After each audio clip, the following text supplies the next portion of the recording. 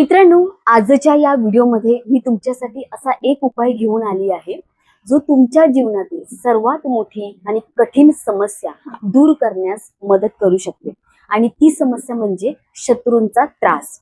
मित्रांनो, आपण ज्या काळात जगत आहोत त्याला कलियुग म्हटलं जातं आणि आपल्या शास्त्रांमध्ये आणि संतांनी आधी सांगितले होते की हा असा काळ असेल जिथे सख्खा भाऊही आपल्या भावाचा शत्रू बनेल, जिथे लोकांना स्वतःच्या यशापेक्षा दुसऱ्याचे अपयश आणि नुकसान पाहून जास्त आनंद होईल।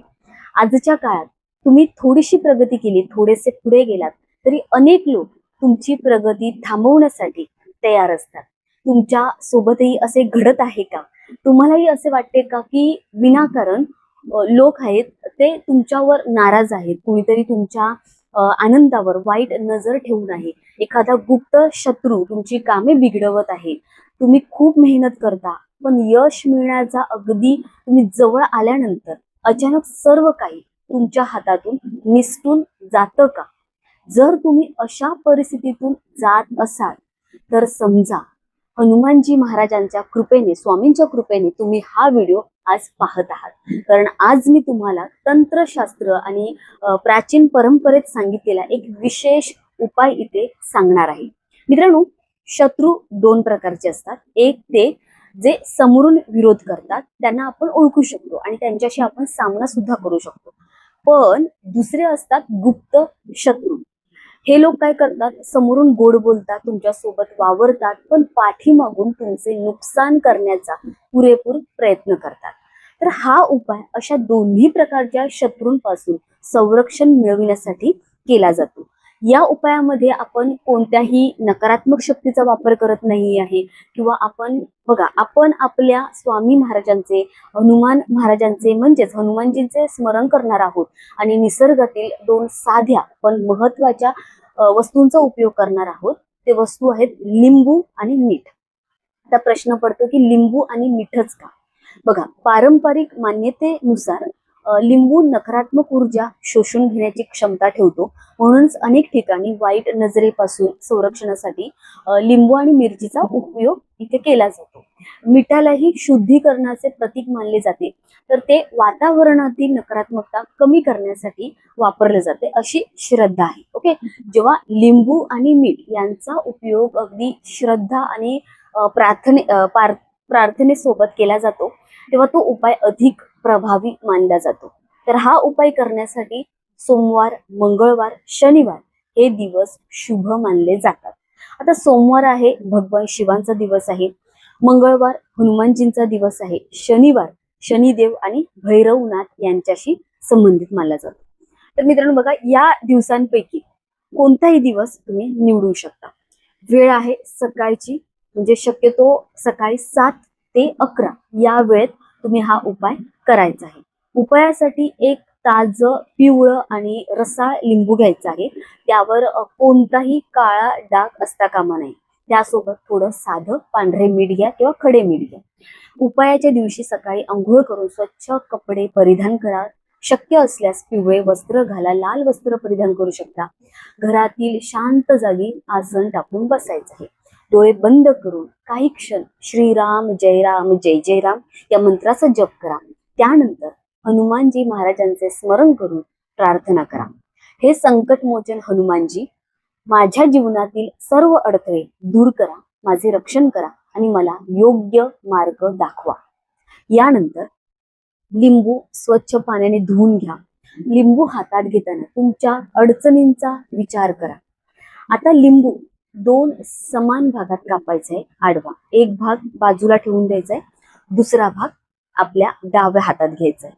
आता 3 वेळा थोडे थोडे मीठ त्या लिंबावर तुम्हाला टाकायचं आहे। प्रत्येक वेळी मनात तुम्हाला प्रार्थना करायची आहे, माझ्या जीवनातील सर्व नकारात्मकता दूर हो, माझ्या मार्गातील अडथळे नष्ट होत, मला शांती, प्रगती आणि यश लाभो।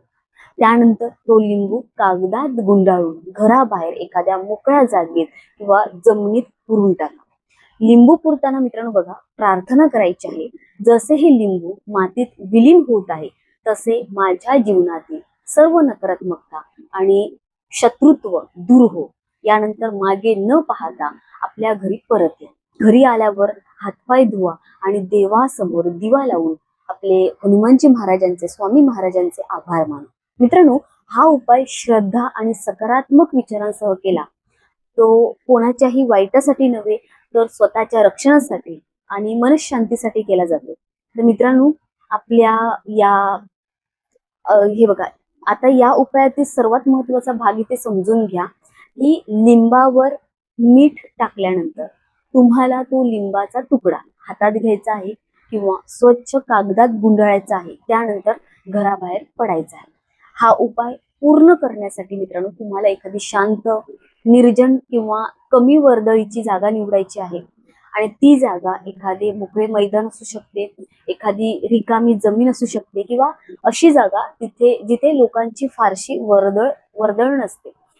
तिथे गेल्यानंतर जमिनीत छोटासा खड्डा खणायचा आहे आणि तो खड्डा साधारण 4 ते 5 इंच खोल असायला पाहिजे. आता त्या खड्ड्यामध्ये लिंबूचा तुकडा ठेवायचा आहे. लिंबू ठेवताना मनापासून प्रार्थना करायची आहे, जी मी तुम्हाला इथे सांगितली आहे की स्वामी महाराज, हनुमानजी महाराज माझ्या जीवनातील सर्व शत्रुत्व, राग, द्वेष, अडथळे, नकारात्मकता याच ठिकाणी समाप्त हो आणि माझ्या विरोधात असलेली प्रत्येक वाईट भावना नष्ट हो आणि माझ्या जीवनात सुख, शांती आणि प्रगती हो. त्यानंतर तो खड्डा मातीने व्यवस्थित भरून टाका. शक्य असल्यास त्यावरती एक लहान दगड ठेवा जेणेकरून तो भाग सुरक्षित राहील. ओके. आता येथे एक महत्वाचा नियम काय आहे, नीट लक्षपूर्वक ऐका. लिंबू पुरल्यानंतर मागे वळून पाहायचं नाही. कोणी हाक मारली तरी थांबू नका, सरळ घरी परतायचं आहे. ओके. परत येताना कोणाशीही जास्त तुम्हाला बोलायचं नाही, बोलणंच टाळायचं आहे. मनात सतत हनुमानजी महाराजांचं, स्वामी महाराजांचं नामस्मरण करत राहायचं आहे. घरी आल्यानंतर हातपाय स्वच्छ धुवा. त्यानंतर देवघरात जाऊन आपल्या हनुमानजी महाराजांसमोर एक अगरबत्ती किंवा दिवा लावायचा. तुपाचा कोणताही तुम्ही दिवा लावू शकता. दोन्ही हात जोडून त्यांचे आभार माना. मित्रांनो, हा उपाय पाहायला खूप साधा वाटतो, पण श्रद्धा, विश्वास आणि सकारात्मक भावनेने केलेले प्रत्येक उपाय आपल्या मनाला बळ देतो आणि आपला आत्मविश्वास वाढवतो. अनेक वेळा आपल्याला वाटते की आपले शत्रू खूप शक्तिशाली आहेत, आपल्या विरुद्ध कट रचत आहेत किंवा आपले नुकसान करण्याचा प्रयत्न करत आहेत. परंतु लक्षात ठेवा मित्रांनो, जेव्हा तुमच्या मनात श्रद्धा आणि देवावर विश्वास असतो तेव्हा कोणतीही नकारात्मक शक्ती तुमचे नुकसान करू शकत नाही. हनुमानजींना संकटमोचन म्हटले जाते कारण ते भक्तांच्या संकटांचे निवारण करणारे आहेत. ओके. म्हणून हा उपाय करताना भीती अजिबात बाळगू नका. फक्त प्रार्थना करा, सकारात्मक विचार ठेवा आणि आपल्या कामावर लक्ष केंद्रित करा. एक गोष्ट मात्र इथे नेहमी लक्षात ठेवा, हा उपाय कोणाच्याही वाईटासाठी करू नका. मी सांगितल्या पद्धतीने स्वतःच्या रक्षणासाठी करा. जर एखाद्या निरपराध व्यक्तीबद्दल द्वेष असेल, राग असेल किंवा सूडबुद्धी ठेवून हा उपाय केला तर त्याचे कोणतेही शुभ फळ मिळणार नाही. स्वामी महाराज न्यायप्रिय आहेत, हनुमानजी महाराज न्यायप्रिय आहेत. ते नेहमी सत्य आणि धर्माच्या बाजूने उभे राहतात. म्हणून हा उपाय फक्त स्वतःच्या रक्षणासाठी, मनशांतीसाठी आणि जीवनातील अडथळे दूर करण्याच्या भावनेनेच करायचा आहे. ओके मित्रांनो, जर तुम्हालाही वाटत असेल की तुमच्या जीवनात काही अडथळे आहेत, काही लोक तुमच्या प्रगतीमध्ये अडथळा आणत आहेत किंवा तुमच्या मनात सतत भीती आणि एक बेचैनी आहे, तर श्रद्धेने हा उपाय करा आणि आपल्या चॅनलवर बघा अजून एक हळद आणि मिठाचा उपाय सुद्धा खूप प्रभावी लोकांना पडलेला आहे, त्याचा फरक जाणवलेला आहे, त्यांना खूप फायदा झालेला आहे. तोही उपाय मी सांगितलेला आहे. त्या उपायाची लिंक मी या व्हिडिओच्या कमेंटमध्ये देते. तुम्ही नीट पहा, तुमचे सर्व अडकलेले काम पूर्ण होतील. व्यवसाय, नोकरी, शिक्षण, कौटुंबिक जीवनात तुम्हाला यश मिळेल. प्रत्येक काम तुमचं पूर्ण होईल. मात्र तो एक उपाय तुम्ही करून पहा. हळद आणि मीठ आणि आजचा हा लिंबू आणि मीठ हे दोन्ही उपाय खूप प्रभावी आहेत, सात्विक आहेत.